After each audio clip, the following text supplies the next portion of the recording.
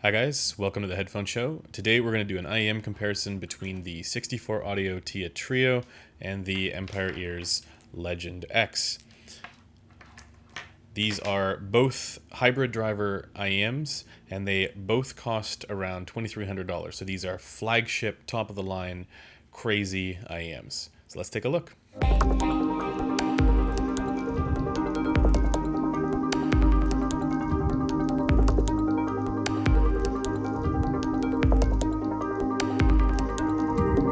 Once again, this video is made possible by headphones.com. I'll leave all the links to these products down in the description below. And of course, you can check out the community forum where everybody is talking about them as well. If you guys are wondering why it looks a little bit different, it's because it's nighttime and I am in a wonderful, relaxed evening mood.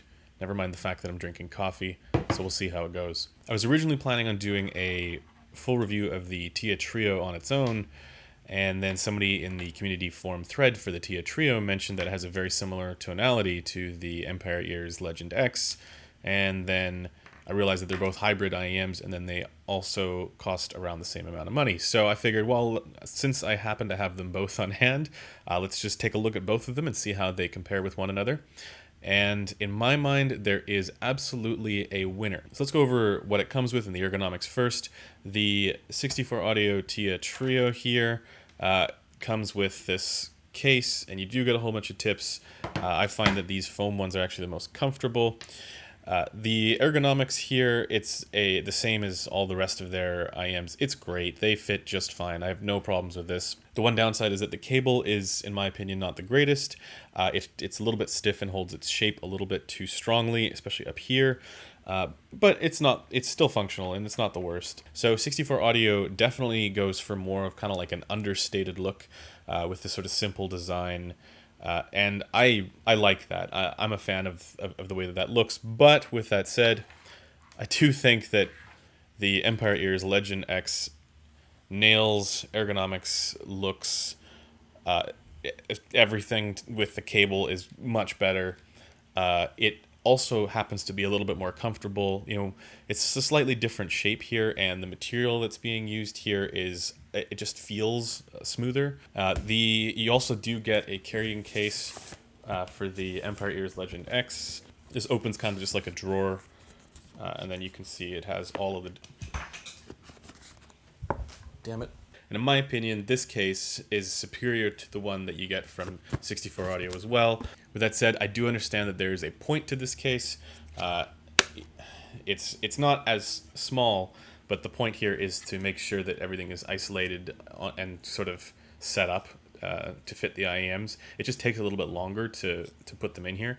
But I think it will result in better care over time because things aren't smashing into each other, whereas the other one is just a very basic case. So for build, design, comfort, aesthetics, all that stuff, the Empire Ears Legend X is the winner. Now, let's talk about what these actually are. The Legend X is a 7 balanced armature hybrid driver IEM with 5 balanced armature drivers handling the treble and mid-range. But they have 2 of these crazy W9, Weapon 9 subwoofers. That's what they call them. They're essentially dynamic drivers handling bass frequencies. With the TIA Trio, on the other hand, it's basically Trio for a reason. It uses 3 drivers, and it's 2 balanced armature drivers and 1 dynamic driver for the bass. But keep in mind, with the TIA Trio, it has that TIA driver, which is unlike other balanced armature drivers. Now, none of that technology really matters unless they sound good, and well, these are ridiculous flagship IEMs, and yeah, they do. They both have insane technical performance. These are both clearly a category above something like the Campfire Andromeda, with everything to do with their technical performance. So like the surgical precision of their imaging, the overall detail retrieval, the speed is incredible. And keep in mind that they both have dynamic drivers for bass frequencies, so the slam is better. So let's talk a little bit about which one wins in which category, because they do actually trade blows. For detail retrieval, I actually think it's a bit of a tie.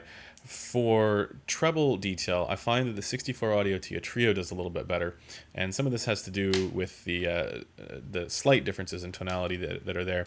But for bass frequencies, I find that the Empire Ears Legend X is superior, and this is actually a little bit difficult to explain.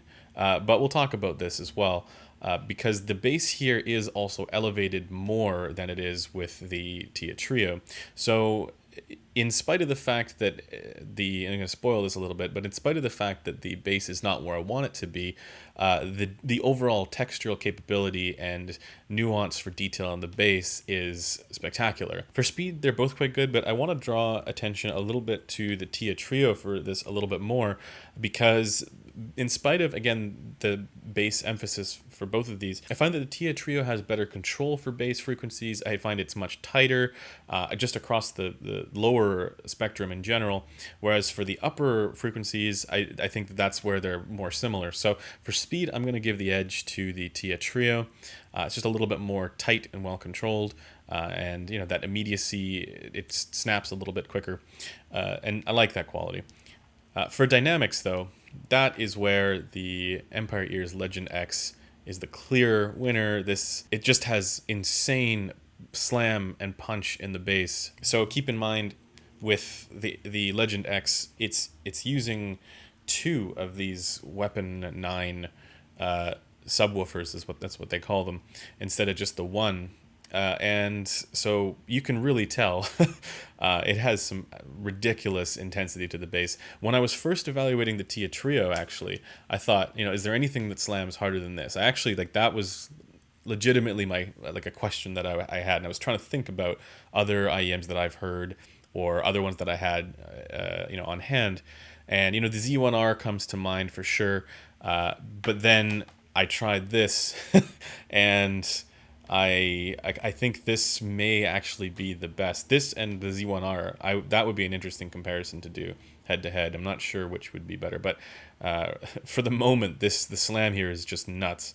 Unfortunately, the bass is just my least favorite part about this IEM, but for its technical ability, for the performance quality there, the slam, yeah, it's crazy. Oh, the cops are here. Heard we were doing a video. So for stage and imaging, I find that the Legend X is the clear winner, and it's not that the stage is bad on the Tia Trio, it's just that this does stage very, very well. With the Tia Trio, it has good lateral definition, especially for front left and front right, but I find that overall it's a much more in-your-head kind of experience, whereas the Legend X is more spacious all around me, it's more enveloping. The imaging is decent on both of them. I just think that the Legend X is like a level above. Okay, so let's talk about frequency response and tonality. These are both V-shaped to a certain degree, with the Legend X being substantially more elevated in the bass. So it is a bit of a kind of fun, guilty pleasure sound, but not to the degree of the Valkyrie that I just recently gave my impressions on. They're a little bit more balanced than that. Certainly the Tia Trio is more balanced than that. But in my mind, I think maybe the best way to describe the tonality here is to say that the Tia Trio is the much more mature approach to frequency response and tonality, whereas the Empire Ears Legend X is the more ridiculous and crazy one. So your bass elevation for the Legend X is quite a bit stronger. So there's a lot more energy here in the bass, and then it also is elevated further up the frequency response than the Tia Trio is. And while they both follow a similar kind of curve, I find that the mid-range recession is not as extreme on the Tia Trio as it is on the Legend X. And then in the treble, the Legend X also has a little bit of a 5.5 kHz peak, similar again to the Valkyrie. It's not as noticeable though. And in fact, of the Empire Ears IEMs, the Legend X has some of the better treble response as far as balance goes. It's just that I find that the Tia Trio still does it better. So to describe that a little bit better, I find that with the treble on the Legend X, it's a little bit boxy at times. It's a little bit metallic sounding almost. This may be down to the balanced armature timbre, which they both do exhibit a little bit, by the way, but it is more noticeable for the Legend X and the treble. But I think it also has to do with the fact that it does have that slight elevation there at 5.5 kHz. And whereas the Tia Trio has a little bit more of a bump a little bit lower down. They're both good in the treble. It's just that I find that the Tia Trio is the more refined one. It's more balanced. You don't end up with that ever so slight percussion compression. Whereas with the Legend X, It's there, just a tiny little hint of it on some tracks. And then importantly, because with the Tia Trio, the bass isn't as ridiculously elevated like it is with the Legend X, the overall tonality is just much more balanced with the Tia Trio, whereas with the Legend X, yeah, it's fine for the rest of the frequency response, but the bass is just too much. The bass is just like not controlled. And so for tonality, my preference absolutely has to go to the Tia Trio. It's a much more refined and more mature version of this kind of sound, and they don't try and go for broke with bass energy and emphasis. And actually, even though the Tia Trio is elevated in the bass as well, one of the cool things about it is that because it is so well defined, and it does use that dynamic driver in the bass, and it does slam hard, and it is still tight, it it makes it so that you can actually hear bass tones and bass definition quite a bit better than other IEMs, I find. Yes, it is because it's elevated, obviously, but comparing the two here, this is just slam and intensity, whereas this is tonal definition. And to me, if I had to pick one over the other, it would be the Tia Trio. It would be that quality. So we've covered the basses here, and it's clear that they each win in different categories. They trade blows, but we got to pick a winner, and in my opinion, that's the Tia Trio. Now, once again, if you care the most about that dynamic slam and impact, if you're a bass head, if you like a spacious presentation, a more spacious presentation, then sure, the Legend X is going to be a great choice.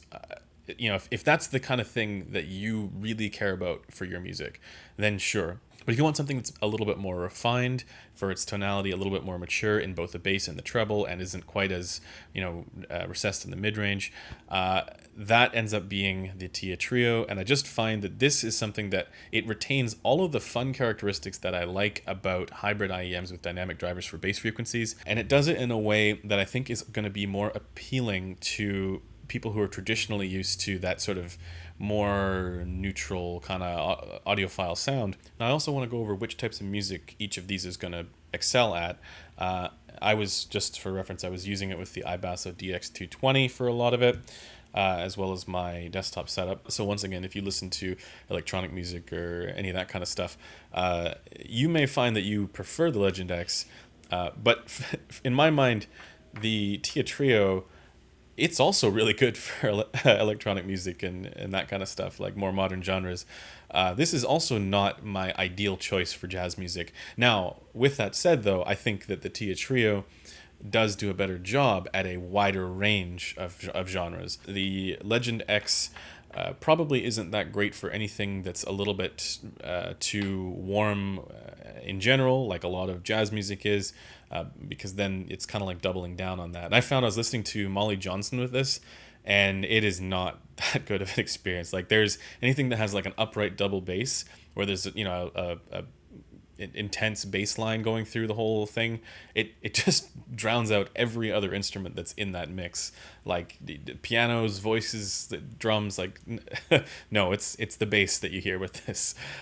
So whereas with the Tia Trio, you listen to that same music, that same album from Molly Johnson, and you can hear everything, and the bass, the upright double bass definition is tight and controlled, and it's a lot more enjoyable to listen to. It's not being drowned out by all the bass. I do also want to point out, though, that with the Legend X, there's the potential that you could EQ the bass down a bit, and then you might end up with something that technically outperforms the Tia Trio, given that it has better stage and space presentation, and it also has that ridiculous slam quality that I think you'd be able to still retain even if you did drop the bass a bit. My one worry, though, is that you might not be able to get it to sound as tight and snappy in the bass as the Tia Trio, because that just might be the nature of those W9 drivers that they use in here for the bass frequencies. But it's worth a shot if your primary listening is that electronic music or any of that modern music, and then you want to listen to something that isn't that.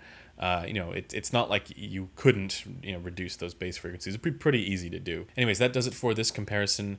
Thanks for taking the time to watch it, and I will see you guys in the next one.